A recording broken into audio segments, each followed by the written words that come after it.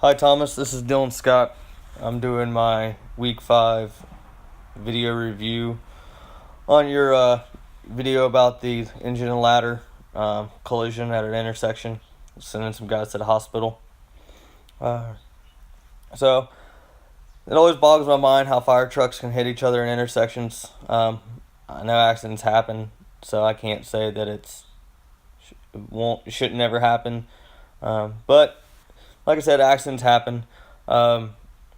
For me, I work at the Hebron Fire Department, so we have some policies in place to help prevent these type of things. I work at Station 2, which is in our industrial area, and then Station 1 is in more of a residential area. So we have a couple intersections that we can meet each other at. And for us, even if it is a structure fire, so I'll back up.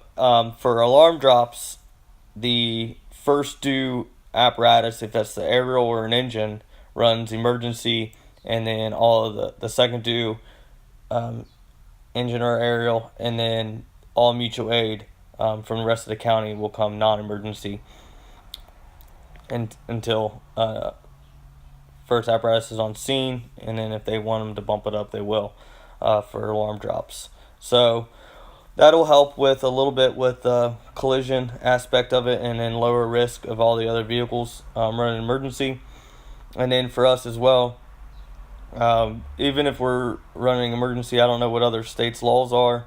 Our state law, Kentucky Revised Statute, and policy, if we're going lights and sirens, emergency, I think you called it Code 3. I don't know any of the codes, but even at red lights and stop signs, we have to come to a complete stop at every lane in an intersection. So if it's a 2-lane intersection, you're actually making 3 complete stops. You stop at the right at where you normally would at the intersection. In the next lane, you have to come to a complete stop, and at the next lane, you would have to make a complete stop. So that really helps with collisions. I think we've been full-time department since 1990, and I'm pretty sure we've only had one vehicle collision. We've hit other things, of course, signs, mailboxes, all that kind of stuff. And then we've hit some parked cars. But moving on the road, I'm pretty sure we've only had one accident, and that was in a guy responding in a pickup truck, and he did exactly what he should.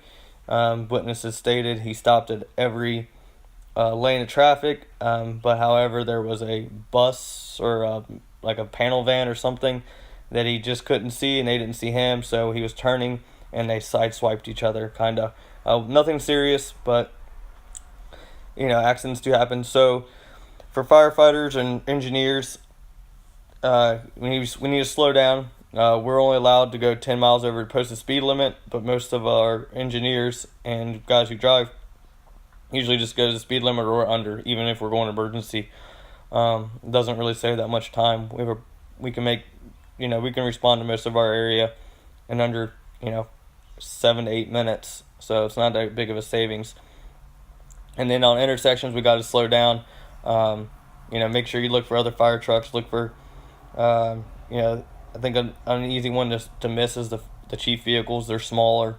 So just taking our time, slowing down, making sure you really stop, pay attention to what's going on, can help prevent these type of things. Awesome. Thanks, Thomas. Have a good day.